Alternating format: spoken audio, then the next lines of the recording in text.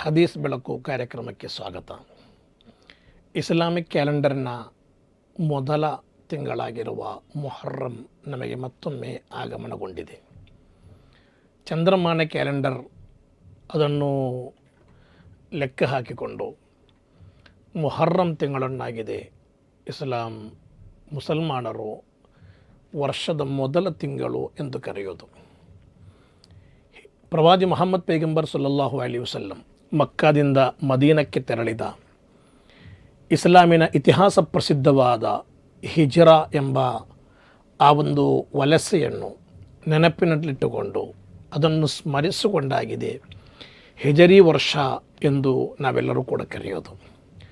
ಇಸ್ಲಾಮಿನ ಎರಡನೇ ಖಲೀಫರಾಗಿರುವ ಹಜರತ್ ಉಮರ್ ಬಿನ್ ಖತ್ತಾಬ್ ರಲಿಯಲ್ಲಾಹು ಅನ್ಹುರವರ ಕಾಲದಲ್ಲಿ ಸ್ವಹಾಬಿಗಳೆಲ್ಲರೂ ಕೂಡ ಸೇರಿಕೊಂಡು ಒಂದು ಕ್ಯಾಲೆಂಡರ್ ವರ್ಷವನ್ನು ಅಥವಾ ಒಂದು ಕ್ಯಾಲೆಂಡರನ್ನು ಸಿದ್ಧಪಡಿಸುವ, ಅದು ಯಾವುದನ್ನು ಪ್ರಮಾಣದಲ್ಲಿಟ್ಟುಕೊಂಡು ಯಾವುದನ್ನು ಇಟ್ಟುಕೊಂಡು ಎಂಬುದರ ಬಗ್ಗೆ ಚರ್ಚೆ ನಡೆದಾಗ ಎಲ್ಲರೂ ಕೂಡ ಒಂದು ತೀರ್ಮಾನಕ್ಕೆ ಬಂದರು.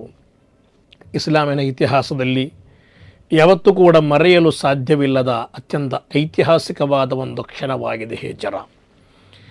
ಇವತ್ತು ಜಗತ್ತಿನಾದ್ಯಂತ ಇಸ್ಲಾಂ ಇಷ್ಟೊಂದು ಸುಂದರವಾಗಿ ಪಸರಿಸಲು, ಹಲವಾರು ಮನಸ್ಸುಗಳಿಗೆ ಅದು ತಲುಪಲು ಅಂದಿನ ಆ ತ್ಯಾಗೋಜ್ವಲವಾದ ಒಂದು ತೀರ್ಮಾನ ಅಥವಾ ಆ ತ್ಯಾಗೋಜ್ವಲವಾದ ಒಂದು ಯಾತ್ರೆ ಖಂಡಿತವಾಗಿಯೂ ಕಾರಣವಾಗಿದೆ. ಆದ್ದರಿಂದಲೇ ಆ ಐತಿಹಾಸಿಕವಾದ ಹಿಜ್ರಾವನ್ನು ಸ್ಮರಿಸಿಕೊಂಡು ನಾವು ಕ್ಯಾಲೆಂಡರನ್ನು ಸಿದ್ಧಪಡಿಸುವ, ಅಂದಿನಿಂದ ಆರಂಭಗೊಳಿಸುವ ಎಂಬ ತೀರ್ಮಾನಕ್ಕೆ ಬಂದು ಅದು ಅವತ್ತಿನಿಂದ ಇಸ್ಲಾಮಿಕ್ ಕ್ಯಾಲೆಂಡರ್ ಹೊಸ ವರ್ಷವಾಗಿ, ಹೊಸ ವರ್ಷದ ಆರಂಭವಾಗಿ ಮೊಹರ್ರಂ ತಿಂಗಳನ್ನು ಅಲ್ಲಿ ಘೋಷಣೆ ಮಾಡಲಾಯಿತು. ಈಗ ಮೊಹರ್ರಂ ಆಗಮನಗೊಂಡಿದೆ. ಹೊಸ ವರ್ಷಗಳು ಬರುವಾಗ ಇಸ್ಲಾಮಿನಲ್ಲಿ ಹೊಸ ವರ್ಷಾಚರಣೆ ಎಂಬುದಿಲ್ಲ.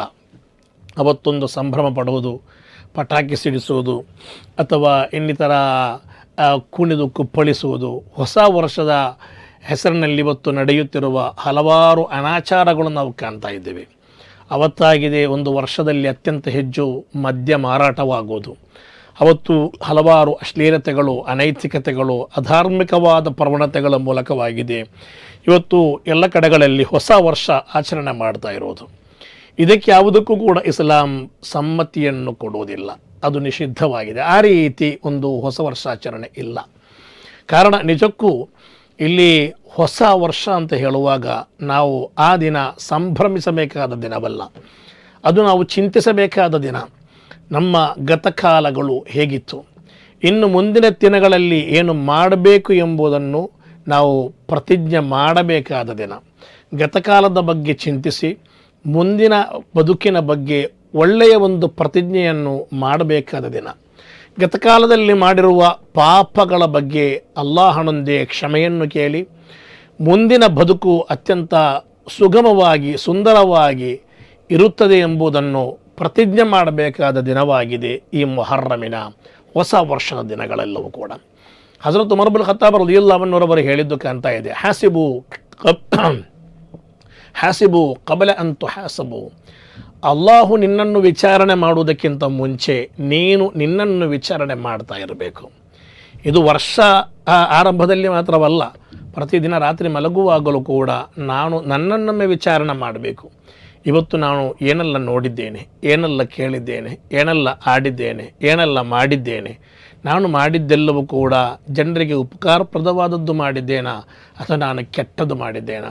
ಈ ನಾಡಿಗೆ, ನನಗೆ, ನನ್ನ ಕುಟುಂಬಕ್ಕೆ, ನನ್ನ ಪರಲೋಕಕ್ಕೆ, ನನ್ನ ಧರ್ಮಕ್ಕೆ, ನನ್ನ ಊರಿಗೆ ನಾನು ಒಳ್ಳೆಯದನ್ನು ಮಾಡಿದ್ದೇನಾ ಅಥವಾ ಕೆಟ್ಟದ್ದು ಮಾಡಿದ್ದೇನಾ?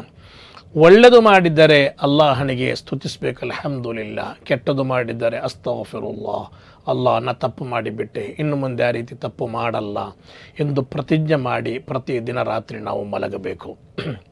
ನಮ್ಮಲ್ಲಿ ಬಂದ ತಪ್ಪುಗಳನ್ನು ಆಗಾಗಲೇ ತಿದ್ದಿಕೊಂಡು ಇನ್ನು ಮುಂದೆ ಆ ರೀತಿ ತಪ್ಪು ಮಾಡಲ್ಲ ಎಂದು ಪ್ರತಿಜ್ಞೆ ಮಾಡಬೇಕಾಗಿರುವುದು ನಮ್ಮೆಲ್ಲರ ಕರ್ತವ್ಯವಾಗಿದೆ. ಮಾತ್ರವಲ್ಲ, ಮುಖ್ಯವಾಗಿ ಈ ವರ್ಷಗಳು ಬರುವಾಗ, ಈ ಹೊಸ ವರ್ಷಗಳು ಬರುವಾಗ ನಾವು ತುಂಬ ಚಿಂತಿಸಬೇಕಾದ ವಿಷಯವಾಗಿದೆ. ಹೊಸ ವರ್ಷ ಅದು ಕೇವಲ ಒಂದು ದಿನದ ಸಂಭ್ರಮಕ್ಕೆ ಮಾತ್ರ ಸೀಮಿತವಾಗದೆ ನಾನು ಇಷ್ಟರ ತನಕ ಜೀವಿಸಿದ್ದು ಒಂದು ಲೆವೆಲಲ್ಲಾಗಿದ್ದರೆ ಇನ್ನು ಮುಂದಿನ ಬದುಕು ಅದು ಅತ್ಯಂತ ಉಜ್ವಲವಾದ ಬದುಕಾಗಿರಬೇಕು. ಅದು ಅತ್ಯಂತ ಸಂತೋಷಮಯವಾದ ಅಥವಾ ಸೃಷ್ಟಿಕರ್ತನ ಸಂತೃಪ್ತಿಯನ್ನು ಸಂಪಾದಿಸುವ ರೀತಿಯ ಬದುಕಾಗಿರಬೇಕು. ಆ ರೀತಿಯ ಒಂದು ಪ್ರತಿಜ್ಞೆ ಇದನ್ನು ನಾವು ಮಾಡಬೇಕು. ಆ ರೀತಿ ಪ್ರತಿಜ್ಞೆ ಮಾಡಬೇಕಾದ ದಿನ ಒಳಿತುಗಳನ್ನು ಮಾಡಲು, ಇನ್ನಷ್ಟು ಜನರಿಗೆ ಉಪಕಾರ ಮಾಡಲು, ಇನ್ನಷ್ಟು ನನ್ನ ಬದುಕಿನಲ್ಲಿ ಒಳಿತುಗಳನ್ನು ಮಾಡಲು, ಇನ್ನಷ್ಟು ಒಳ್ಳೆಯ ಕಾರ್ಯಗಳನ್ನು ಕಲಿಯಲು, ಇನ್ನಷ್ಟು ಒಳ್ಳೆಯ ಕಾರ್ಯಗಳನ್ನು ಮಾಡಲು, ಆ ರೀತಿ ಒಂದು ಒಳ್ಳೆಯ ಪ್ರತಿಜ್ಞೆಯನ್ನು ಮಾಡುವಂತಹ ದಿನವಾಗಿ ಈ ದಿನವನ್ನು ನಾವು ಲೆಕ್ಕ ಹಾಕಬೇಕು. ಅದು ಬಿಟ್ಟು ಒಂದು ದಿನ ಸಂಭ್ರಮಿಸಿ ಕುಣಿದು ಕುಪ್ಪಳಿಸಿ ಒಂದು ವರ್ಷ ಜಾಸ್ತಿ ಆಯಿತು, ಒಂದು ವರ್ಷ ಜಾಸ್ತಿ ಆಗುತ್ತಿರುವುದಲ್ಲ, ನಿಜಕ್ಕೂ ಹೊಸ ವರ್ಷಗಳು ಬರುವಾಗ ನನ್ನ ಆಯುಸ್ಸಿನಿಂದ ಒಂದು ವರ್ಷ ಕಡಿಮೆ ಆಗ್ತಾ ಇದೆ. ಅದು ಯಾರೂ ಕೂಡ ಚಿಂತಿಸುವುದಿಲ್ಲ. ಗಡಿಯಾರದ ಮುಳ್ಳು ಒಂದೊಂದು ಹೆಜ್ಜೆ ಹಾಕುತ್ತಾ ಹೋಗುವಾಗ ನಾನು ಮರಣಕ್ಕೆ ಒಂದೊಂದು ಹೆಜ್ಜೆ ಹತ್ತಿರ ಹೋಗ್ತಾ ಇದ್ದೇನೆ. ಒಂದೊಂದು ನಿಮಿಷಗಳು ಕಳೆಯುವಾಗ ನಾನು ಒಂದೊಂದು ನಿಮಿಷ ಮರಣಕ್ಕೆ ನಾನು ಹತ್ತಿರವಾಗ್ತಾ ಇದ್ದೇನೆ. ಒಂದೊಂದು ದಿನಗಳು ನನ್ನಿಂದ ಕಳೆದು ಹೋಗುವಾಗ ನಾನು ಮರಣಕ್ಕೆ ಒಂದೊಂದು ದಿನ ಹತ್ತಿರವಾಗ್ತಾ ಇದ್ದೇನೆ. ಒಂದೊಂದು ರಾತ್ರಿಗಳು, ಒಂದೊಂದು ಹಗಲುಗಳು ನಾನು ಮರಣಕ್ಕೆ ಸನ್ನಿಹಿತವಾಗುತ್ತಾ ಇದ್ದೇನೆ. ಸೂರ್ಯ ಅಸ್ತಮಾನಗಳು, ಸೂರ್ಯ ಉದಯ ಇದೆಲ್ಲವೂ ಕೂಡ ನಡೆಯುತ್ತಿರುವಾಗ ನನಗರಿಯದೆ, ನನಗೆ ಗೊತ್ತಿಲ್ಲದೆ, ನನಗರಿವಿಲ್ಲದೆ ನಾನು ಮರಣಕ್ಕೆ ಹತ್ತಿರವಾಗ್ತಾ ಇದ್ದೇನೆ ಎಂಬ ಚಿಂತೆ ಪ್ರತಿಯೊಬ್ಬರಿಗೂ ಕೂಡ ಬೇಕು. ನನಗೆ ದಿನಗಳದಂತೆ, ಕಾಲಗಳು ಬದಲಾಗುತ್ತಿದ್ದಂತೆ, ಇಲ್ಲಿ ಹಲವಾರು ವಿಷಯಗಳು ನಡೆಯುತ್ತಿದ್ದಂತೆ ನನ್ನ ಕೂದಲುಗಳು ನೆರೆ ಬಾಧಿಸುತ್ತಾ ಇದೆ. ನನ್ನ ಶರೀರಕ್ಕೆ ಮೊದಲಿದ್ದ ಶಕ್ತಿಗಳು ಈಗ ಇಲ್ಲ. ನಮ್ಮ ಶರೀರಕ್ಕೆ ರೋಗಗಳು ಬಂದು ನಮಗೆ ಅರಿವಿಲ್ಲದೆ ಅಂಟಿಕೊಳ್ಳುತ್ತಿದೆ. ಶುಗರುಗಳು, ಪ್ರೆಷರುಗಳು, ಸೊಂಟ ನೋವು, ಅಲ್ಲಿ ನೋವು, ಇಲ್ಲಿ ನೋವು, ಮೊದಲಿನಷ್ಟು ಕೆಲಸಗಳನ್ನು ಮಾಡಲಿಕ್ಕೆ ಸಾಧ್ಯವಿಲ್ಲ ಎಂದು ನಾವೇ ಹೇಳುತ್ತಾ ಇದ್ದೇವೆ. ನಮ್ಮ ಶರೀರದ ಪ್ರತಿಯೊಂದು ಭಾಗಗಳು ಕೂಡ ಸುರುಟುಗಟ್ಟಲಿಕ್ಕೆ ಹೋಗುತ್ತಾ ಇರ್ತವೆ. ಕೆಲವೊಮ್ಮೆ ಅದೆಲ್ಲ ಸುರುಟುಗಟ್ಟುವುದಕ್ಕಿಂತ ಮುಂಚೆ, ಕೂದಲು ಬಿಳಿಯಾಗುವುದಕ್ಕಿಂತ ಮುಂಚೆ ಈ ಪ್ರಪಂಚವನ್ನು ಬಿಟ್ಟು ಹೋಗಬೇಕಾಗ್ತದೆ. ನಮ್ಮ ಲೈಫ್ ನಮ್ಮ ಕೈಯಲ್ಲಿಲ್ಲ, ನಮ್ಮ ಬದುಕು ನಮ್ಮ ಕೈಯಲ್ಲಿಲ್ಲ.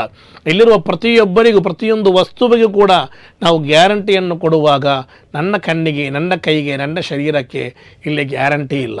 ಗ್ಯಾರಂಟಿ ಇಲ್ಲದ ಒಂದು ಪ್ರಪಂಚದಲ್ಲಿ ಬದುಕುತ್ತಿದ್ದೇವೆ. ಒಂದು ದಿನ ನಾನು ಇರ್ತೇನೆಂಬ ಗ್ಯಾರಂಟಿ ಇಲ್ಲ. ಮುಂದಿನ ತಾಸು ನಾನು ಹೇಗಿರ್ತೇನೆಂಬ ಗ್ಯಾರಂಟಿ ಇಲ್ಲ. ಎಳೆದ ಶ್ವಾಸ ಬಿಡುತ್ತೇನೆಂಬ ಗ್ಯಾರಂಟಿ ಇಲ್ಲ. ಬಿಟ್ಟ ಶ್ವಾಸ ಇನ್ನೊಮ್ಮೆ ಎಳೆಯುತ್ತೇನೆಂಬ ಗ್ಯಾರಂಟಿ ಇಲ್ಲ. ಎಲ್ಲವೂ ಕೂಡ ಸೃಷ್ಟಿಕರ್ತನ ಸಂವಿಧಾನ ಅವನ ಕೈಯಲ್ಲಿದೆ. ಅವನು ಹೇಗೆ ನಿಯಂತ್ರಣ ಮಾಡ್ತಾನೆ ಹಾಗೆ ನಮ್ಮ ಕೈಯಲ್ಲಿ ಏನೂ ಕೂಡ ಇಲ್ಲ. ಎಷ್ಟು ದೊಡ್ಡ ಕೋಟ್ಯಾಧಿಪತಿಯಾದರೂ ಕೂಡ, ಎಷ್ಟು ದೊಡ್ಡ ಅಧಿಕಾರಿಯಾದರೂ ಕೂಡ, ಎಷ್ಟು ದೊಡ್ಡ ಜನಪ್ರತಿನಿಧಿಯಾಗಿದ್ದರೂ ಕೂಡ, ಎಷ್ಟು ದೊಡ್ಡ ಪವರ್ಫುಲ್ ವ್ಯಕ್ತಿಯಾಗಿದ್ದರೂ ಕೂಡ ಅವನ ಜೀವವನ ಕೈಯಲ್ಲಿಲ್ಲ, ಅವನ ಆಯುಸ್ಸು ಅವನ ಕೈಯಲ್ಲಿಲ್ಲ. ಆದ್ದರಿಂದ ಪ್ರತಿಯೊಂದು ದಿನಗಳು ಬರುವಾಗ ನಾವು ಚಿಂತಿಸಬೇಕು, ನಾನು ಮಾಡಿದ್ದಕ್ಕಿಂತಲೂ ಹೆಚ್ಚಿನ್ನು ಮಾಡಬೇಕು ಒಳಿತುಗಳು. ನನ್ನದು ಏನೂ ಕೂಡ ಸಾಕಾಗಿಲ್ಲ. ಮರಣಕ್ಕಿಂತ ಮುಂಚಿತವಾಗಿ ಹಲವಾರು ಮನುಷ್ಯ ಮನಸ್ಸುಗಳಲ್ಲಿ ನಾನಿರಬೇಕು. ಹಲವಾರು ಜನರು ನನ್ನ ಬಗ್ಗೆ ಒಳ್ಳೆಯದು ಮಾತನಾಡಬೇಕು. ಒಳಿತುಗಳನ್ನು ಮಾಡಿಕೊಂಡು ಸ್ವರ್ಗ ಪ್ರಾಪ್ತಿಯಾಗುವ ರೀತಿಯಲ್ಲಿ ಬದುಕುವಂತಹ ಸಜ್ಜನ ಸಾತ್ವಿಕರ ಸಾಲಲ್ಲಿ ನಾನು ಸೇರಬೇಕು ಎಂಬ ರೀತಿಯ ಪ್ರತಿಜ್ಞೆಗಳನ್ನು ಮಾಡಬೇಕಾದ ದಿನವಾಗಿದೆ ಹೊಸ ವರ್ಷದ ದಿನ. ಅದು ಬಿಟ್ಟು ಪಟಾಕಿ ಸಿಡಿಸಿ, ಕುಣಿದು ಕುಪ್ಪಳಿಸಿ, ಯಾವುದೆಲ್ಲ ಸಂಭ್ರಮಗಳನ್ನು ಆಚರಣೆ ಮಾಡಿಕೊಂಡು ಒಂದು ಹೊಸ ವರ್ಷ ಆಚರಣೆ ಮಾಡಲು ಇಸ್ಲಾಂ ಅದಕ್ಕೆ ಪ್ರೋತ್ಸಾಹವನ್ನು ಕೊಡುತ್ತಿಲ್ಲ. ಅದು ನೀವು ಪ್ರತಿಜ್ಞೆ ಮಾಡಬೇಕಾದ ದಿನವಾಗಿದೆ. ಅದು ನೀನು ಒಳಿತುಗಳನ್ನು ಮಾಡಿಕೊಂಡು, ಒಳಿತುಗಳ ಪ್ರತಿಜ್ಞೆಗಳನ್ನು ಮಾಡಿಕೊಂಡು ಮುಂದಿನ ಜೀವನ ಉಜ್ವಲಗೊಳಿಸಲು ಬೇಕಾಗಿ ಒಳ್ಳೆಯ ತೀರ್ಮಾನಕ್ಕೆ ಬರುವಂತಹ ದಿನವಾಗಿದೆ ಎಂದು ಇಸ್ಲಾಂ ಅಲ್ಲಿ ಕಳಿಸುತ್ತಾ ಇದೆ. ಆದ್ದರಿಂದಲೇ ಈ ಮೊಹರ್ರಂ ಎಂಬ ಈ ತಿಂಗಳು ಬರುವಾಗ ನಮ್ಮ ಸಂಭ್ರಮಾಚರಣೆ ಆ ರೀತಿಯಲ್ಲಾಗಿರಬೇಕು. ಯಾವ ರೀತಿ? ಒಳಿತುಗಳ ಮೂಲಕ, ಒಳ್ಳೆಯದನ್ನು ಮಾಡುವ ತೀರ್ಮಾನಗಳ ಮೂಲಕ, ಒಳ್ಳೆಯ ಪ್ರತಿಜ್ಞೆಗಳನ್ನು ಮಾಡುವ ಮೂಲಕ, ಒಳ್ಳೆಯ ತೀರ್ಮಾನಗಳನ್ನು, ನಿಯತ್ತುಗಳನ್ನು ಮಾಡುವ ಮೂಲಕ ಈ ದಿನವನ್ನು ನಾವು ಅತ್ಯಂತ ಉತ್ತಮಗೊಳಿಸಲು ಬೇಕಾಗಿ ನಾವು ಶ್ರಮಿಸಬೇಕು. ಮೊಹರ್ರಂ ಎಂಬ ಈ ತಿಂಗಳು ಪ್ರವಾದಿ ಮುಹಮ್ಮದ್ ಪೈಗಂಬರ್ ಸಲ್ಲಲ್ಲಾಹು ಅಲೈಹಿ ವಸಲ್ಲಂ ಈ ತಿಂಗಳಿಗೆ ದೊಡ್ಡ ಮಹತ್ವವನ್ನು ಕೊಟ್ಟದ್ದು ನಾವು ಕಾಣ್ತಾ ಇದ್ದೇವೆ. ಕುರ್ಆನ್ನಲ್ಲಿದೆ, ಹದೀಸನಲ್ಲಿದೆ. ಪ್ರವಾದಿ ಕುರ್ಆನ್ನಲ್ಲಿ ಕಾಣುತ್ತಿರುವ ಸೂರತು ತೌಬಾ 36ನೇ ಸೂಕ್ತದಲ್ಲಿ ಕಾಣುತ್ತಾ ಇದೆ, ಇನ್ನ ಇದ್ದತ ಶುಹೂರಿ ಇಂದಲ್ಲಾಹಿ ಇಸ್ನಾ ಅಶರ ಶಹರಂ ಫೀ ಕಿತಾಬಿಲ್ಲಾ. 12 ತಿಂಗಳುಗಳಿವೆ. ಈ 12 ತಿಂಗಳುಗಳಲ್ಲಿ ಯೌಮ ಖಲಕ ಸಮಾವಾತಿ ವಲ್ ಅರ್ದ ಮಿನ್ಹಾ ಅರ್ಬಅತ ಹುರುಮ್, ಈ 12 ತಿಂಗಳುಗಳಲ್ಲಿ 4 ತಿಂಗಳು ಅತ್ಯಂತ ಶ್ರೇಷ್ಠತೆಯುಳ್ಳ ತಿಂಗಳುಗಳಾಗಿವೆ. ಕುರ್ಆನ್ ಹೇಳುತ್ತಾ ಇದೆ, ಈ 12 ತಿಂಗಳುಗಳಲ್ಲಿ 4 ತಿಂಗಳುಗಳಿಗೆ ಹೆಚ್ಚಿನ ಶ್ರೇಷ್ಠತೆ ಇದೆ. ಅದರಲ್ಲೊಂದಾಗಿದೆ ಈ ಮುಹರ್ರಂ ಎಂಬ ತಿಂಗಳು. ಈ ಮುಹರ್ರಂ ತಿಂಗಳಿಗೆ ಅಲ್ಲಾಹನು ತುಂಬ ಶ್ರೇಷ್ಠತೆಗಳನ್ನು ಕಲ್ಪಿಸಿದ್ದಾನೆ. ಕಳೆದ ಕಾಲದ ಪ್ರವಾದಿಗಳಲ್ಲಿ ಹಲವಾರು ಜನರಿಗೆ ದೊಡ್ಡ ವಿಜಯಗಳು ಲಭಿಸಿದ ತಿಂಗಳಾಗಿದೆ. ಹಲವು ತ್ಯಾಗದ ನೆನಪುಗಳಿರುವ ತಿಂಗಳುಗಳಾಗಿವೆ. ಹಲವು ತ್ಯಾಗವನ್ನು ಮಾಡಿದ ಪ್ರವಾದಿಗಳಿಗೆ ದೊಡ್ಡ ವಿಜಯ ಲಭಿಸಿದ, ಅವರು ಸಂತೋಷವನ್ನು ಕೊಟ್ಟಂತಹ ತಿಂಗಳಾಗಿದೆ. ಹಲವು ವಿಷಯಗಳಲ್ಲಿ ದೊಡ್ಡ ಫತಹ್ ಲಭಿಸಿರುವಂತಹ ಒಂದು ತಿಂಗಳಾಗಿದೆ ಈ ತಿಂಗಳು ಎಂದು ನಮಗೆ ಗ್ರಂಥಗಳಲ್ಲಿ, ಕಿತಾಬುಗಳಲ್ಲಿ, ಹದೀಸ್ಗಳಲ್ಲಿ ಕಾಣ್ತಾ ಇದೆ. ಕುರ್ಆನ್ ಅದು ನಮಗೆ ಹೇಳಿಕೊಟ್ಟಿದೆ. ಆದ್ದರಿಂದಲೇ ವಿದ್ವಾಂಸರುಗಳು ಬರೆಯುತ್ತಿರುವುದು ನಾವು ಕಾಣ್ತಾ ಇದ್ದೇವೆ. ಈ ತಿಂಗಳು ಬರುವಾಗ ನಾವು ಪ್ರಾರ್ಥನೆ ಮಾಡುವಂತಹ ಸಂದರ್ಭವಾಗಿದೆ. ಪ್ರಾರ್ಥನೆ ಮಾಡಬೇಕು, ಅಲ್ಲಾಹುಮ್ಮ ಅದ್ಖಿಲ್ಹು ಅಲೈನಾ ಬಿಲ್ ಅಮ್ನಿ ವಲ್ ಈಮಾನಿ ವಸ್ಸಲಾಮತಿ ವಲ್ ಇಸ್ಲಾಮಿ ವರಿಲ್ವಾನಿ ಮಿನರ್ ರಹ್ಮಾನಿ ವಜಿವಾರಿ ಮಿನಶ್ ಶೈತಾನ್. ಈ ಹೊಸ ವರ್ಷ ನಮ್ಮ ಪಾಲಿಗೆ ಅದೊಂದು ಸುರಕ್ಷೆಯಾಗಿ, ಸಲಾಮತ್ತಾಗಿ, ಅದೊಂದು ಈಮಾನ್ ಗಟ್ಟಿಗೊಳಿಸುವ ಒಂದು ವರ್ಷವಾಗಿ, ನಮಗೆ ಶಾಂತಿಯನ್ನು, ನಮಗೆ ಈ ಧರ್ಮದ ತಿರುಳನ್ನು ನಮ್ಮ ಜೀವನದಲ್ಲಿ ಅಳವಡಿಸುವ ಒಂದು ವರ್ಷವಾಗಿ, ಮಾತ್ರವಲ್ಲ ನಿನ್ನ ಸೃಷ್ಟಿಕರ್ತನ ತೃಪ್ತಿ ಸಂಪಾದಿಸುವ ಒಂದು ವರ್ಷವಾಗಿ, ಶೈತಾನನಿಂದ ರಕ್ಷೆಯನ್ನು ಪಡೆಯುವಂತಹ ಒಂದು ವರ್ಷವಾಗಿ ಈ ವರ್ಷ ನನಗೆ ಲಭಿಸಬೇಕು ಎಂಬ ರೀತಿಯ ಪ್ರಾರ್ಥನೆಗಳು ಈ ರಾತ್ರಿಗಳಲ್ಲಿ ಮೊಳಗಬೇಕು ಎಂದು ಪ್ರವಾದಿ ಮುಹಮ್ಮದ್ ಪೈಗಂಬರ್ ಸಲ್ಲಲ್ಲಾಹು ಅಲೈಹಿ ವಸಲ್ಲಂ ನಮಗೆ ಕಲಿಸಿದ್ದು ಕಾಣ್ತಾ ಇದೆ. ಈ ರಾತ್ರಿಗಳು ಆ ರೀತಿ ದುಆ ಮಾಡಬೇಕಾದ ರಾತ್ರಿಗಳು, ಪ್ರಾರ್ಥನೆ ಮಾಡಬೇಕಾದ ರಾತ್ರಿಗಳು. ನಮ್ಮ ಕಳೆದು ಹೋದ ಬದುಕಿನ ಬಗ್ಗೆ, ಕಳೆದು ಹೋದ ಬದುಕಿನಲ್ಲಿ ನಾವು ಮಾಡಿರುವ ತಪ್ಪುಗಳ ಬಗ್ಗೆ, ಅದರ ಬಗ್ಗೆ ಚಿಂತಿಸಿ ಅದು ಇನ್ನು ಮಾಡಲ್ಲ ಎಂದು ಪ್ರತಿಜ್ಞೆ ಮಾಡಿ, ಅದಕ್ಕೆ ಪಾಪ ವಿಮೋಚನೆಯನ್ನು ಬೇಡಿ, ನಮ್ಮನ್ನು ನಾವು ಶುದ್ಧಿಗೊಳಿಸಿ ಇನ್ನು ಮುಂದಿನ ಜೀವನ ಶುಭ್ರಗೊಳಿಸಲು ಬೇಕಾದ ಒಂದು ರಾತ್ರಿಯಾಗಿದೆ, ಒಂದು ದಿನವಾಗಿದೆ ಮುಹರ್ರಮಿನ ತಿಂಗಳು. ಅದಾಗಿದೆ ಹೊಸ ವರ್ಷ ಅಂತ ಹೇಳಿದರೆ. ಕೇವಲ ಒಂದು ಹೊಸ ವರ್ಷದ ಶುಭಾಶಯ ಅಂತ ಹೇಳಿ ಒಂದು ಮೆಸೇಜ್ ಕಳಿಸಿಕೊಟ್ಟ ಕೂಡಲೇ, ಒಂದು ಸ್ಟಿಕ್ಕರ್ ಕಳಿಸಿಕೊಟ್ಟ ಕೂಡಲೇ, ಅಥವಾ 4 ಜನರಿಗೆ ಹೊಸ ವರ್ಷದ ಶುಭಾಶಯ ಅಂತ ಹೇಳಿದ ಕೂಡಲೇ ನಮ್ಮ ಬಾಧ್ಯತೆಗಳು ಮುಗಿಯಲ್ಲ. ನಾವು 1 ವರ್ಷ ಮರಣಕ್ಕೆ ಹತ್ತಿರವಾದೆವು. 1 ವರ್ಷ ನಮಗೆ ಜಾಸ್ತಿಯಾಗಿದ್ದಲ್ಲ, ನಮ್ಮ ಆಯುಸ್ಸಿನಿಂದ 1 ವರ್ಷ ಕಡಿಮೆಯಾಯಿತು. ನಮ್ಮ ಆಯುಸ್ಸಿನಿಂದ 1 ವರ್ಷ ಕಡಿಮೆಯಾಯಿತು. ನಾವು ಮರಣಕ್ಕೆ 1 ವರ್ಷ ಹತ್ತಿರವಾದೆವು. ನಾವು ಕಬರಿಗೆ ತೆರಳಲು 1 ವರ್ಷ ಇನ್ನು ಸಮೀಪಿಸಿಬಿಟ್ಟಿತು. ಆದ್ದರಿಂದಲೇ ನಾನು ಇನ್ನು ಮುಂದೆ ಜಾಗರೂಕನಾಗಿ ಹೆಜ್ಜೆ ಹಾಕಬೇಕಾದ ದಿನಗಳಾಗಿವೆ ಎಂಬುದನ್ನು ನಮಗೆ ಎಚ್ಚರಿಸುತ್ತದೆ ಪ್ರತಿಯೊಂದು ಮುಹರ್ರಮಗಳು ಕೂಡ. ಪ್ರತಿಯೊಂದು ಮುಹರ್ರಮಗಳು ಕೂಡ ಅದನ್ನು ನಮಗೆ ಎಚ್ಚರಿಸುತ್ತದೆ. ಆದ್ದರಿಂದ ಈ ಪವಿತ್ರವಾದ ದಿನ, ಈ ಪವಿತ್ರವಾದ ತಿಂಗಳು ನಾವು ಒಳಿತುಗಳ ಮೂಲಕ ಸಮೃದ್ಧಿಗೊಳಿಸಬೇಕು, ಒಳ್ಳೆ ಕಾರ್ಯಗಳ ಮೂಲಕ ಸಮೃದ್ಧಿಗೊಳಿಸಬೇಕು, ಒಳ್ಳೆಯ ತೀರ್ಮಾನಗಳ ಮೂಲಕ ನಾವು ಸಮೃದ್ಧಿಗೊಳಿಸಬೇಕು. ಹಲವಾರು ಪ್ರವಾದಿಗಳಿಗೆ ಈ ತಿಂಗಳಲ್ಲಿ ದೊಡ್ಡ ಫತಹ್ ಲಭಿಸಿದೆ. ಇಬ್ರಾಹಿಂ ನಬಿ ಅಲೈಹಿ ಸಲಾತು ವಸ್ಸಲಾಂ ರವರನ್ನು ಅಲ್ಲಿ ನಮ್ರೂದ್ ಎಂದು ಕರೆಯಲ್ಪಡುವ ದುಷ್ಟ ದೊಡ್ಡ ಅಗ್ನಿಜ್ವಾಲೆಯನ್ನುಂಟು ಮಾಡಿ ಅದಕ್ಕೆ ಹಾಕಿಬಿಟ್ಟ. ಆ ಸಮಯದಲ್ಲಿ ಅಲ್ಲಾಹನು ಆ ಅಗ್ನಿಜ್ವಾಲೆಯೊಂದಿಗೆ ಹೇಳಿದ್ದು ಕುರ್ಆನ್ ಹೇಳುತ್ತಾ ಇದೆ, ಕುಲ್ನಾ ಯಾ ನಾರು ಕೂನಿ ಬರ್ದಂ ವ ಸಲಾಮನ್ ಅಲಾ ಇಬ್ರಾಹಿಂ. ಇಬ್ರಾಹಿಂ ನಬಿ ಅಲೈಹಿ ಸಲಾತು ವಸ್ಸಲಾಂ ರವರಿಗೆ ನೀನು ಒಳ್ಳೆಯ ತಂಪೆರಗಬೇಕು, ಒಳ್ಳೆಯ ಏರ್ ಕಂಡೀಷನ್ ಆಗಬೇಕು. ಆ ಸಮಯದಲ್ಲಿ ಅವರಿಗೆ ಅಗ್ನಿಜ್ವಾಲೆಯ ಒಳಗೆ ಕೂಡ ಸಲಾಮತ್ತು ಲಭಿಸಿದ್ದು ಈ ಮುಹರ್ರಂ 10ರಲ್ಲಿ ಎಂದು ಚರಿತ್ರೆಯಲ್ಲಿದೆ. ಮೀನಿನ ಹೊಟ್ಟೆಯಲ್ಲಿದ್ದು ಅದರ ನಂತರ ಅದರಿಂದ ರಕ್ಷೆ ಹೊಂದಿದ ಯೂನುಸ್ ನಬಿ ಅಲೈಹಿ ಸಲಾತು ವಸ್ಸಲಾಮರವರಿಗೆ ಸಲಾಮತ್ತು ಲಭಿಸಿದ್ದು ಈ ಮುಹರ್ರಂ 10ರಂದಾಗಿದೆ ಎಂದು ಚರಿತ್ರೆಯಲ್ಲಿ ಕಾಣುತ್ತಾ ಇದೆ. ಮಾತ್ರವಲ್ಲ, ಯೂಸುಫ್ ನಬಿ ಅಲೈಹಿಸ್ಸಲಾತು ವಸ್ಸಲಾಂ ಜೈಲಿಗೆ ಹಾಕಲ್ಪಟ್ಟದ್ದು ನಾವು ಚರಿತ್ರೆಯಲ್ಲಿ ಕಂಡಿದ್ದೇವೆ. ದೊಡ್ಡ ಚರಿತ್ರೆಗಳಾಗಿವೆ ಇದೆಲ್ಲವೂ ಕೂಡ. ಅದರಿಂದ ವಿಮೋಚನೆಯನ್ನು ಪಡೆದದ್ದು ಕೂಡ ಮುಹರ್ರಂ 10ರಂದು ಎಂದು ಚರಿತ್ರೆಯಲ್ಲಿ ಕಾಣ್ತಾ ಇದೆ.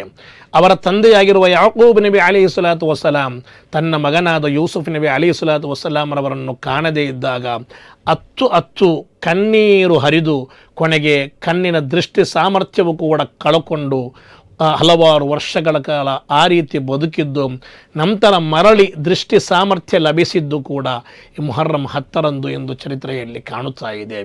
ಮಾತ್ರವಲ್ಲ, ಒಂದು ನಿಷೇಧಿತ ಹಣ್ಣು ತಿಂದ ಕಾರಣ ಸ್ವರ್ಗದಿಂದ ದೂರ ಸರಿಯಲ್ಪಟ್ಟ ಮಹಾನರಾದ ಆದಮ್ ನಬಿ ಅಲೈಹಿಸ್ಸಲಾತು ವಸ್ಸಲಾಂ ಮತ್ತು ಹವ್ವ ಎಂಬ ದಂಪತಿಗಳು ಅರಫಾ ಎಂದು ಕರೆಯಲ್ಪಡುವ ಇತಿಹಾಸ ಪ್ರಸಿದ್ಧವಾದ ಭೂಮಿಯಲ್ಲಿ ಪರಸ್ಪರ ಒಟ್ಟಾಗಿದ್ದು ಈ ಮುಹರ್ರಂ 10ರಂದಾಗಿದೆ ಎಂದು ಚರಿತ್ರೆಯಲ್ಲಿ ಕಾಣುತ್ತಾ ಇದೆ. ಈ ರೀತಿ ಇಸ್ಲಾಮಿನ ಇತಿಹಾಸದಲ್ಲಿ ಮರೆಯಲು ಸಾಧ್ಯವಿಲ್ಲದ ಹಲವಾರು ಅದ್ಭುತ ಕ್ಷಣಗಳಿಗೆ ಸಾಕ್ಷಿಯಾದ ಒಂದು ಸುಂದರವಾದ ದಿನವಾಗಿದೆ ಈ ಮುಹರ್ರಂ 10.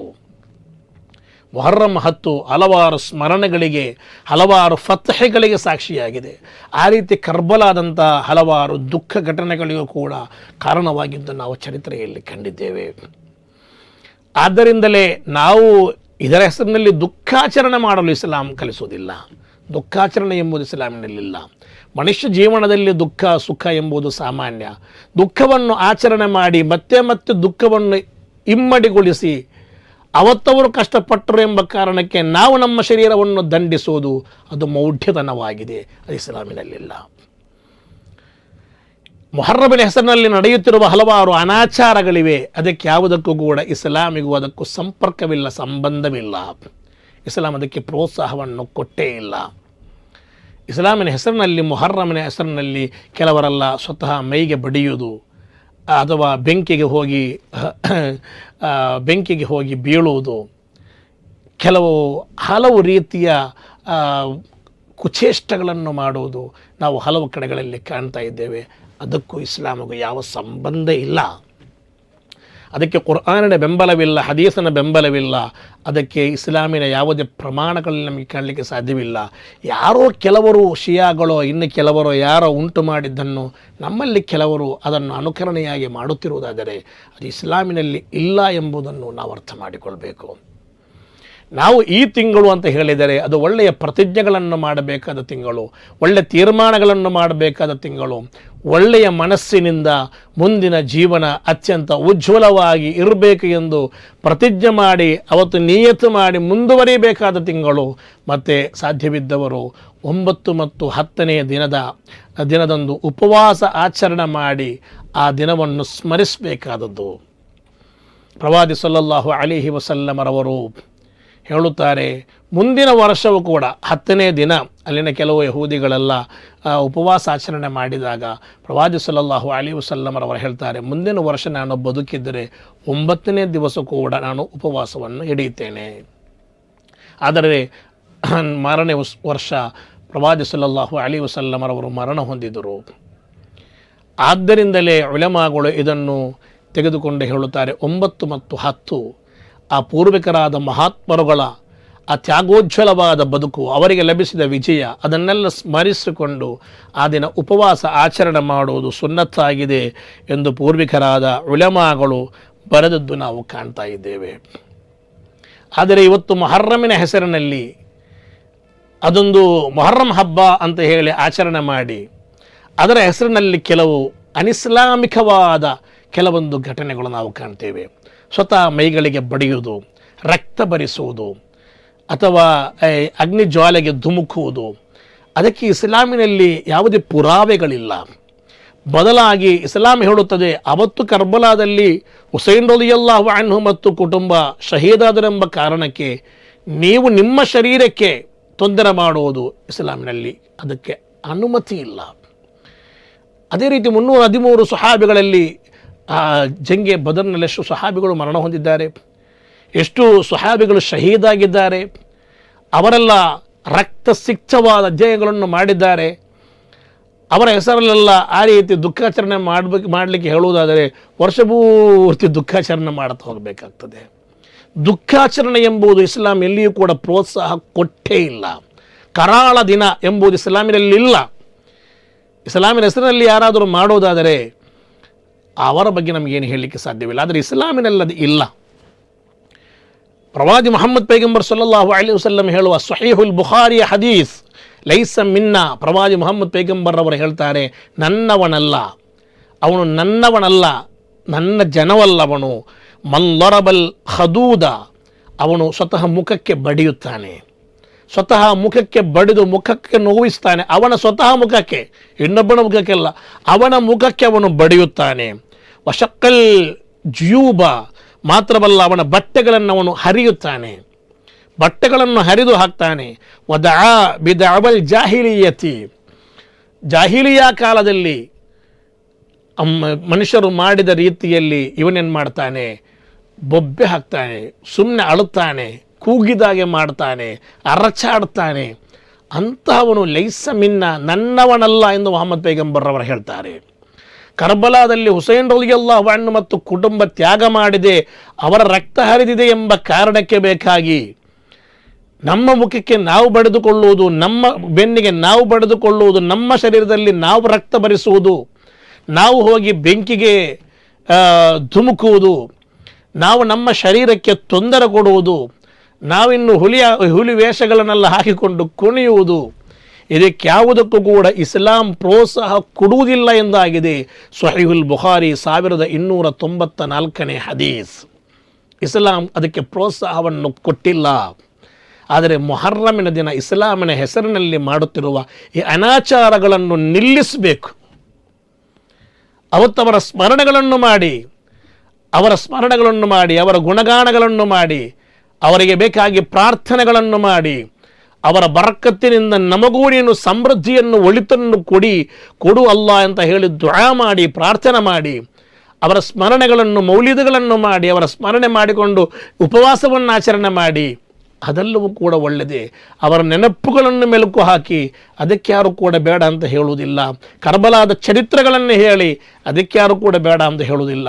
ಆದರೆ ಆ ದಿನ ನಮ್ಮ ಮೈಗೆ ನಾವೇ ತೊಂದರೆ ಮಾಡಿಕೊಂಡು, ನಮ್ಮ ಶರೀರಕ್ಕೆ ನಾವೇ ರಕ್ತ ಭರಿಸಿಕೊಂಡು, ನಮ್ಮ ಶರೀರಕ್ಕೆ ನಾವೇ ತೊಂದರೆ ಕೊಟ್ಟುಕೊಂಡು ನಾವು ಆ ರೀತಿಯ ಅನಾಚಾರಗಳಿಗೆ ಇಳಿಯೋದು ಇಸ್ಲಾಂ ಯಾವ ಕಾರಣಕ್ಕೂ ಕೂಡ ಸಮ್ಮತಿಸಿಲ್ಲ. ಅದಕ್ಕೆ ಇಸ್ಲಾಮಿನಲ್ಲಿ ಯಾವುದೇ ಪುರಾವೆ ಇಲ್ಲ, ಯಾವುದೇ ಬೆಂಬಲವಿಲ್ಲ.